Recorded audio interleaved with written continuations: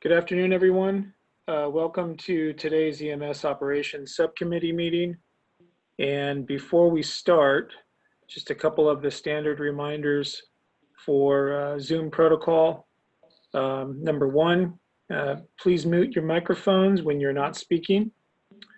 And there will be time allocated in the meeting for public comment. We will take comments from people that are in the chambers first. Then we will take comments from people that have called in or who are attending remotely via Zoom.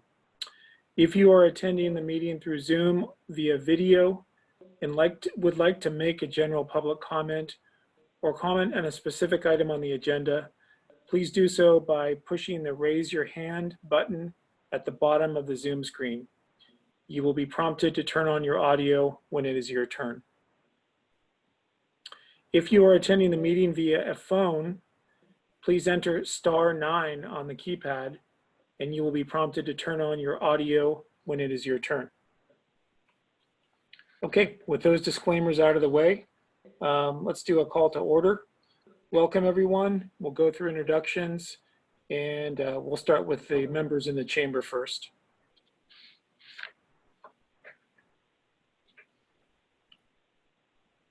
Scott Houchin, First Responders. John Burley, EMS Medical Director. Susan Blitch from County Counsel's Office. Steve Brooks, EMS Agency. Teresa Rios, EMS Director. Okay, moving on to those attending by Zoom. Erica Welling, Monterey County Regional Fire District. Tina Nieto, Law Enforcement. Jeff Horner, Air Ambulance Providers. Roxanne Seperstead, EMS Agency. Leanne Mogoski, Emergency Communications. Tino Ariano, AMR Operations, Ambulance Provider. Okay, anybody else attending by Zoom video? And anyone attending by cell phone?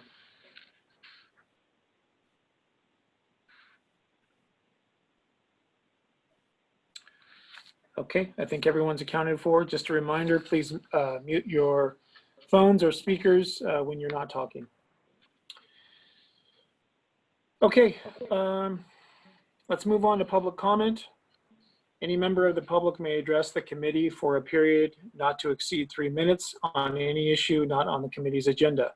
The committee will listen to all communications but may not take action. Do we have any public comments?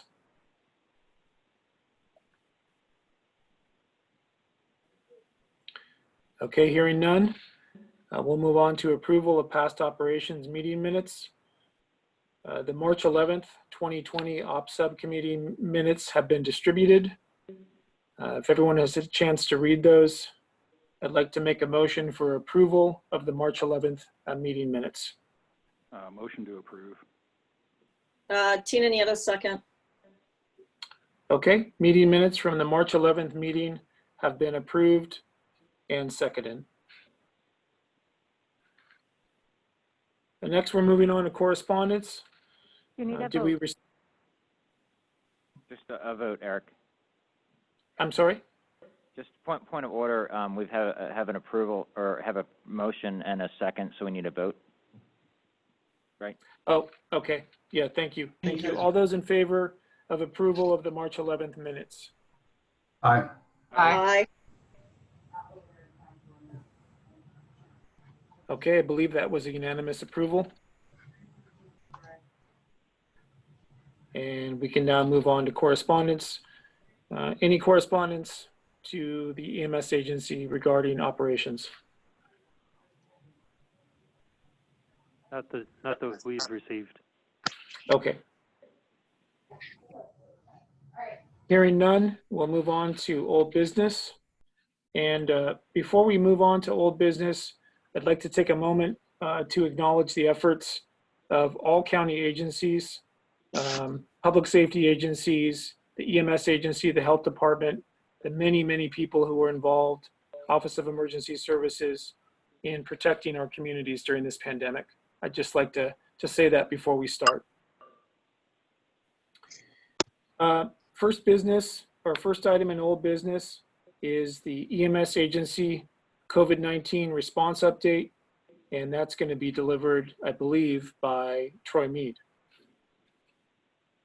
Troy is out today, so in your packets you have a staff report that he prepared with a summary of COVID-19 activities. We want to point out that just as in the last meeting that Troy has done a great job.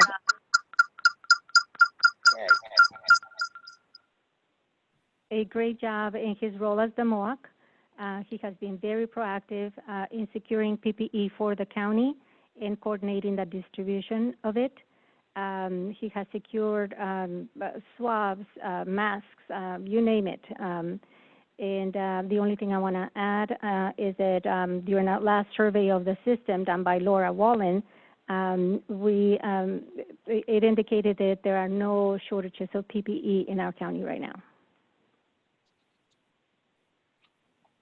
Okay, thank you, Teresa, and I certainly agree. We had a few hiccups at the beginning, as would be expected, but the flow of PPE has been consistent, and I know all the agencies participating appreciate that. I did have one question going through the old business and going through the past minutes. There's a couple of ongoing programs that were assigned to employees who I believe are no longer with the agency. And I just was wondering what the process was for picking up those loose ends or addressing unfinished business. We can provide you with a report next week. We onboarded one individual yesterday who has taken a temp assignment with the county, and another one will be coming on board on Monday. So that we can start transitioning both the MOAC responsibilities, since Troy is leaving at the end of the month, and also distributing some of the responsibilities that Jared had. We need to assess, some responsibility may be taken on by, Laura or Steve, who have more experience. So there may be some shuffling of assignments, I guess is what I'm saying. Okay, thank you, Teresa, for that update. Are there any further questions or discussion on old business?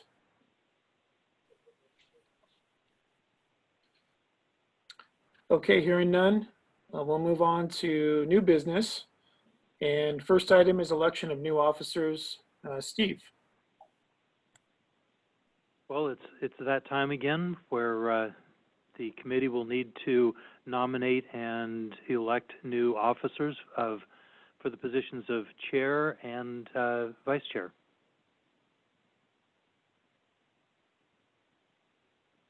So it would be up to the chair to request nominations.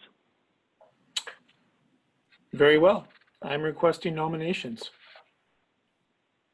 I Great. nominate Eric to continue as the chair of this. Second. Yeah, I'll second that.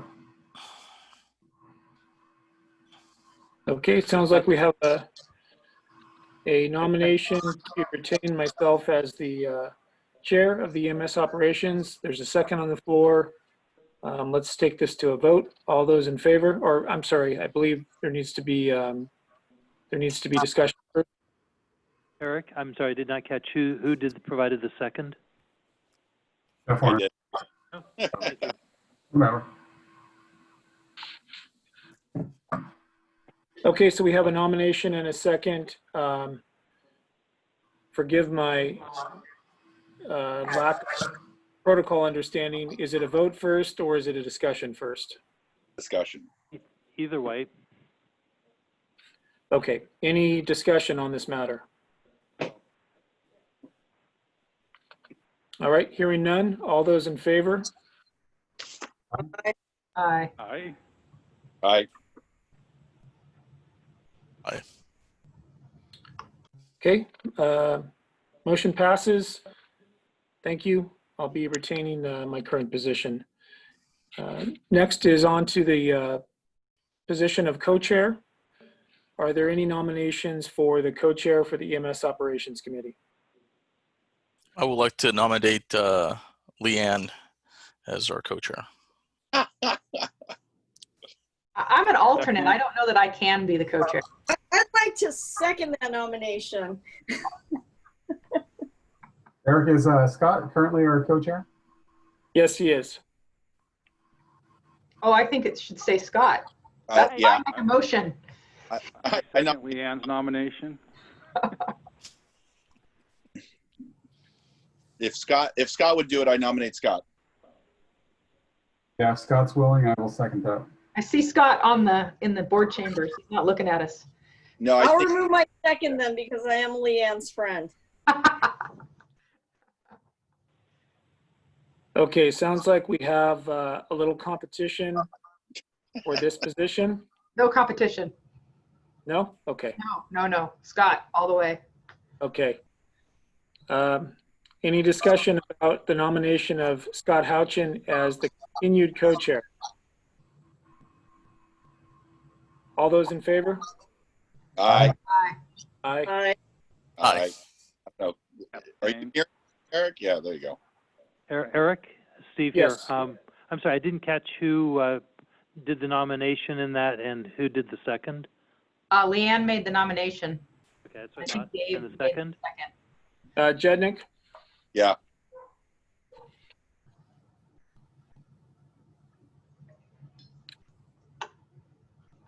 Thank you all. Steve, anything further? No, thank you. I'll get the minutes correct from that. Okay, and we'll just roll into the next item in new business, subcommittee membership reappointments. So, Steve, EMS agency, to stay consistent with the policy related to committees and the membership of the committees, it's time for 3 of the committee members to be essentially re-upped, and that would be Olivia and Jeff Horner and Erica Welling. So if you're willing, we've considered you to be part of this. We just need your assent to accept continued position on the EMS Ops Committee. Yeah, Jeff Horner, I'm happy to continue on the committee. Thank you. Yeah, Steve, Erica Welling, I'm willing to continue. I'm pretty sure Leanne will move Olivia along. Yes, she's willing to continue. You will always have one of us here, one or the other. Thank you.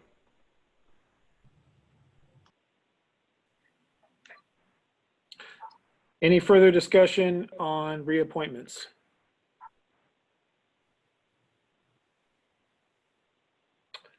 Okay, hearing none. Next item is contacting EMS Agency Medical Director. And this was a agenda item that I brought to the agency last week. I believe I have my questions answered, but the gist of it was with significant amount of time and energy being devoted to our COVID response and with numerous EMS agency policies intertwined in those responses, I was wanting the best mechanism for contacting our medical director, Dr. Burley. And Dr. Burley, I don't want to speak for you, so if you could just please reiterate your preferred method of communication. Sure, thanks, Eric. So my preference is that you email me through my county email, but we also request that on each correspondence, you also email a member of the EMS agency. Since I'm not in the office every day, and anything that requires my attention urgently can be passed on to me through our internal channels. Otherwise, non-urgent issues I can address on my next day in the office.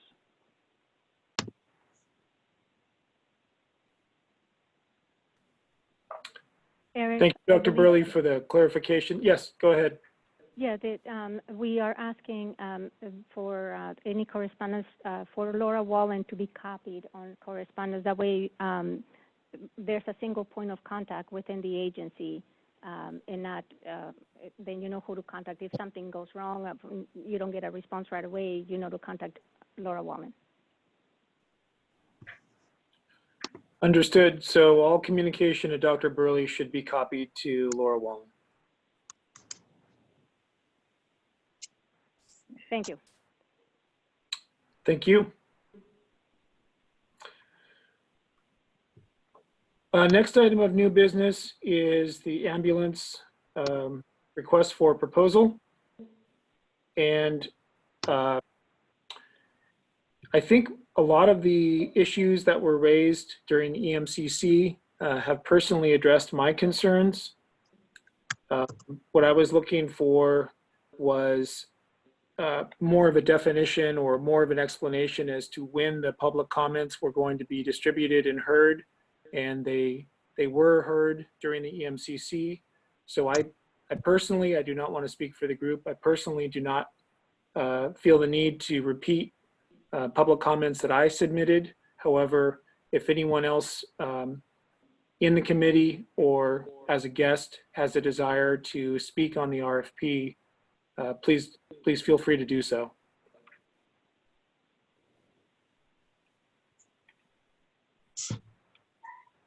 I don't want to be the person that starts first, but I do have something to say, so. Yeah, go ahead, Dave.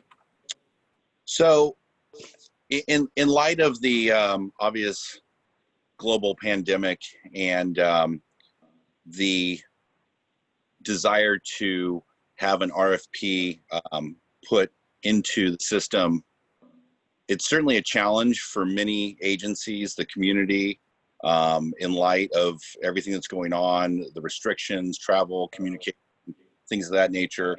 I would like to ask for or suggest that the county reconsider its RFP process at this time so that decisions aren't made in haste and the proper forum can be utilized to ensure that the community is best served in its delivery of EMS services. Everything we're looking at in the next RFP still has some issues surrounding the utilization of closest resources. There's penalties associated with the contractor providing or utilizing mutual aid from its partners. And we've been down this road before, and we've seen the failures, we've seen the successes, and we've also seen that putting the brakes on and slowing down and analyzing it with all the proper input from the community, the member agencies, the partnerships is pivotal to making sure that the next 10 years is utilized with all the right information and tools that are given to us. So that's my comment. Thank you, Dave. Any further comments from committee members or guests? Just a comment from Emergency Communications. As an internal department in the county, we did submit comments internally to work within. So the pieces of 911 are worked with internally. And then just one comment, because I read the public comments, the 911 center does now have a backup center that currently does include our current EMS provider. So I just wanted to clarify that point for all of the members of the committee. Thank you. Okay, thank you, Leanne. Just so I understand, you're saying that there is now redundancy with the ambulance contractor. Correct.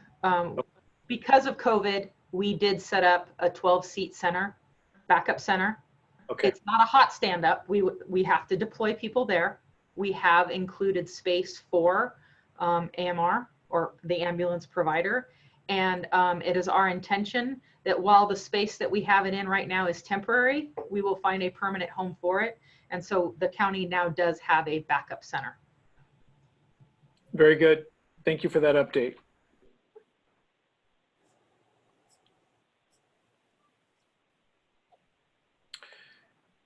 Any other public comments related to the RFP?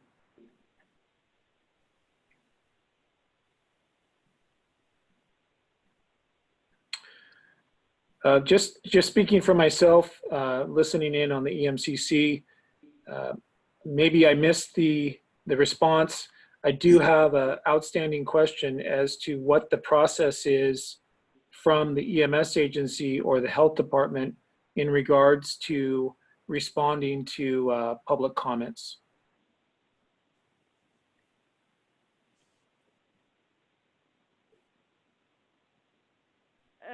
This is Susan Blitch from County Counsel's office.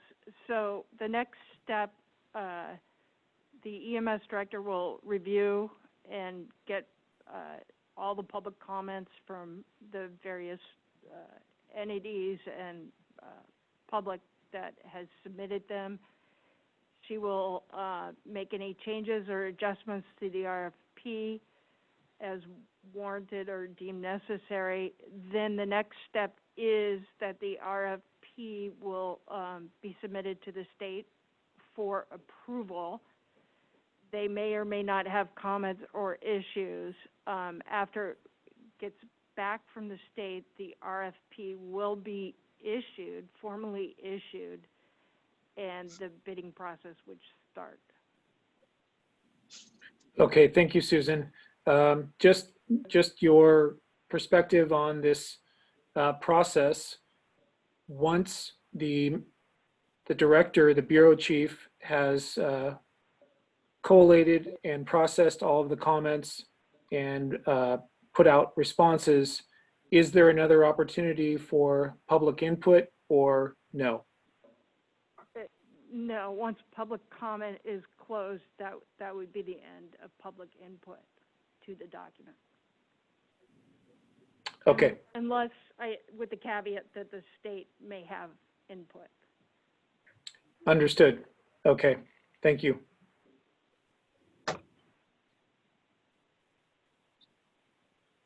We are moving through this agenda very, very quickly. Any further discussion on ambulance RFP?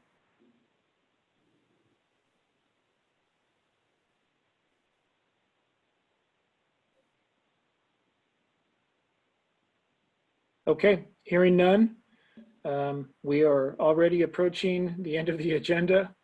Announcements and good of the order. I'd like to acknowledge the competency, dedication, and skill of the two employees who are leaving the EMS agency, Jared Bagwell and Troy Mead. I've known Jared for a long time, and I think he was absolutely instrumental in putting together a COVID response plan starting in March.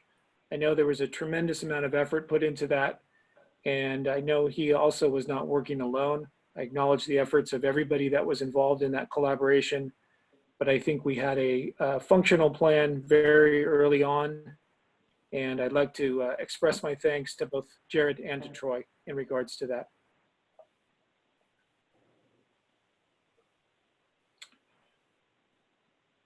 Okay, so let's do a roundtable for good of the order, starting with those committee members who are in the chamber.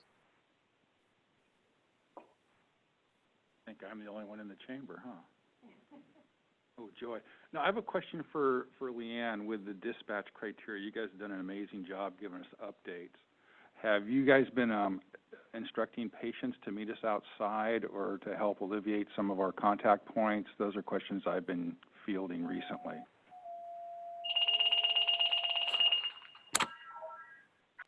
Oops, you're on mute. It kind of flashed in front of me, hey, you're on mute. Oh. I can follow up with you. I don't believe we've changed anything, but with a majority of obviously the medical calls, it is the AMR dispatcher probably providing that instruction. But if it's okay, I will, can I just respond back to the entire committee with that answer, or just respond back to Scott?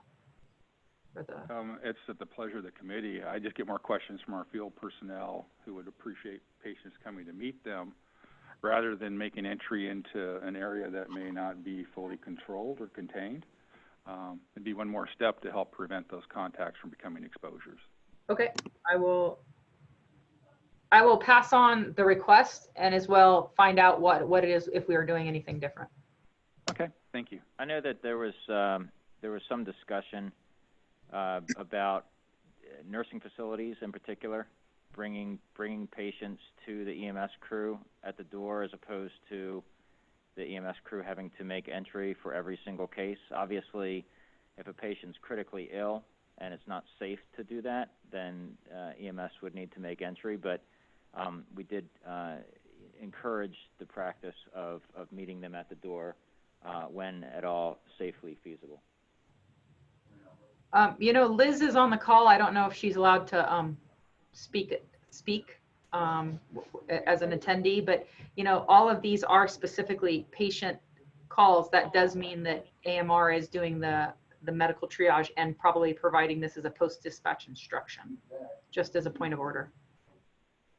Yeah, it seems to be we're getting more and more calls for people who are testing positive that want help, that are in a multi-generational household, and we'd like to get them outside. I mean, I think the skilled nursing facilities, we know we have to enter those. We send one person in as our canary, if you will, to go check it out first. But we're getting, with the numbers growing, we got more people calling for maybe not medical need, but just for reassurance and some guidance. And we'd like to minimize our potentials for exposure. Okay.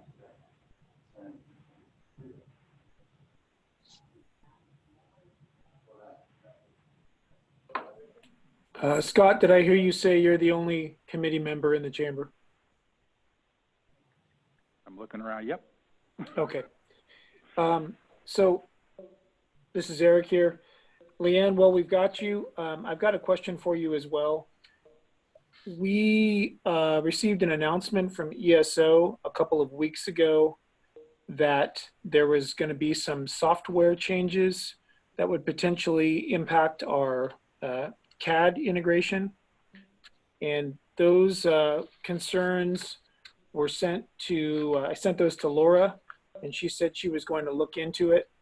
I just got a couple of messages today from some of our field personnel saying that ESO is not working correctly. Do you, have you heard any information about this, or do you have any information for us on any potential compliance issues with ESO? ESO is really an oversight of EMS, not of emergency communications. We have no changes to our CAD, so it sounds like it's something on the ESO side. Okay. So.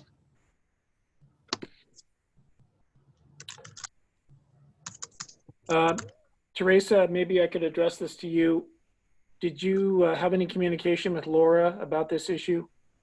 Laura is going to speak. Yeah. Okay. Okay. Eric, I'm here. Can you hear me? Yeah, I can hear you.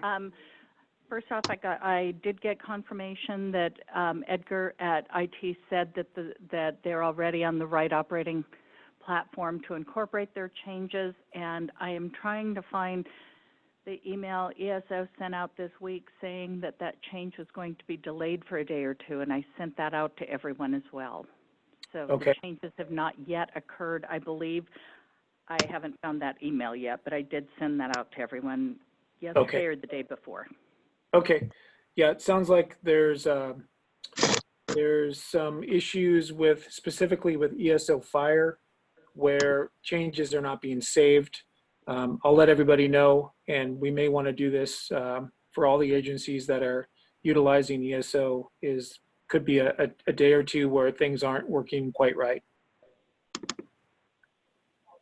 Eric, there's a question, Zoom. I'm sorry, Teresa, go ahead.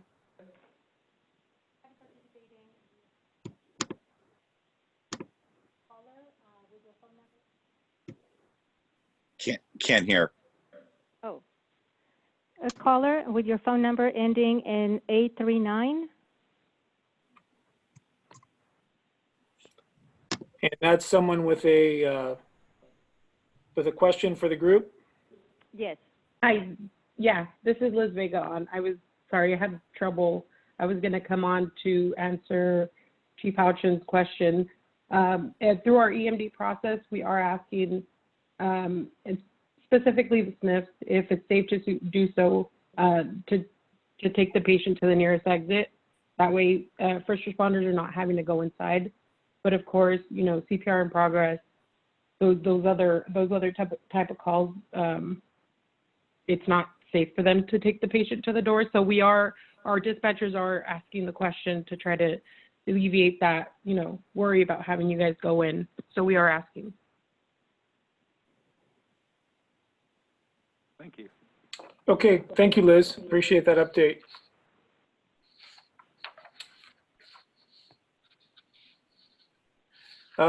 Dave Jednick, go to the order.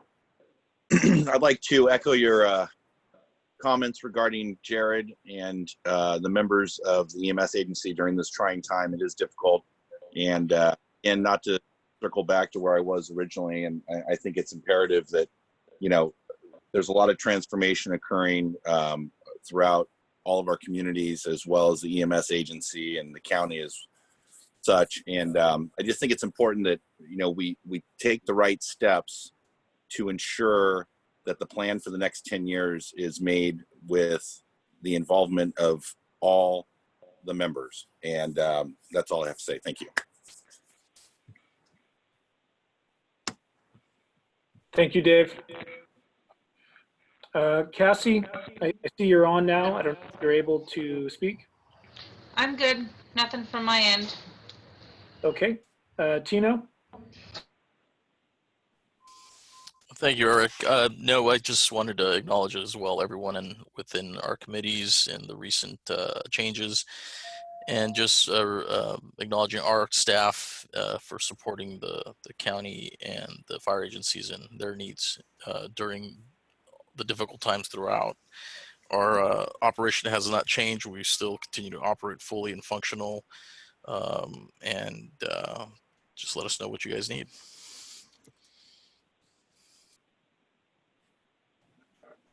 Okay, thank you very much, Tino. Roxanne, any comments from you? No, I don't have any comments. Thank you. Okay. Any closing comments from either the EMS Bureau Chief or Medical Director? I have nothing specific other than to echo what you opened the meeting with, which is my personal and our agency's appreciation for the work that the folks on fire, EMS, police, the hospitals, and communications are all doing to help us get through this time, and just to acknowledge the heroic efforts of all involved. Thank you, Dr. Burley. I'd like to echo that as well. Thank you, Teresa. If there are no further roundtable items, we can move into our announcement of the next meeting. The next regularly scheduled operations meeting will be Wednesday, September 9th at 1 p.m. Hopefully back at 1441 Schilling. Thank you everyone for your attendance. Stay safe, be well, and the meeting is adjourned. Thank you, Eric. Thank you. Bye, everybody.